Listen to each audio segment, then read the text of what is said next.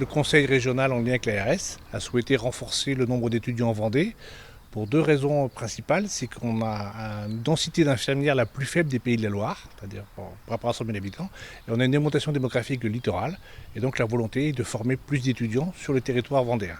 Et puis on a aussi la chance d'avoir un institut qui est de grande taille. Ça veut dire qu'à partir de la rentrée de septembre, on va accueillir 280 étudiants infirmiers, c'est-à-dire 53 étudiants supplémentaires par rapport à aujourd'hui. On a 60% de nos apprenants qui sont vendéens.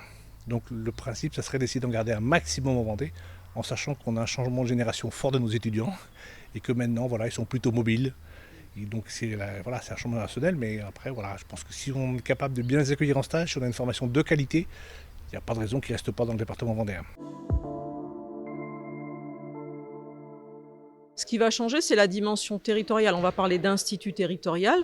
Donc fonctionnellement, mon collègue Éric Baudin va effectivement impulser une dynamique pour aussi les autres établissements, c'est-à-dire partager éventuellement des compétences qu'il aura lui dans son établissement, puisqu'effectivement il y a l'effet taille qui joue. Donc il va avoir des recrutements de compétences, par exemple dans le domaine numérique, qu'il va pouvoir partager avec les formateurs des autres établissements. Là, on va constituer ensemble un bureau des stages territorial. Ça veut dire que quand on va chercher des places de stage, on va les proposer à tous les stagiaires des établissements de formation du territoire. Et on va faire en sorte que leur parcours de stage soit de plus en plus adapté. Mais en tout cas, on va garantir que chacun ait une place de stage au moment où il en aura besoin.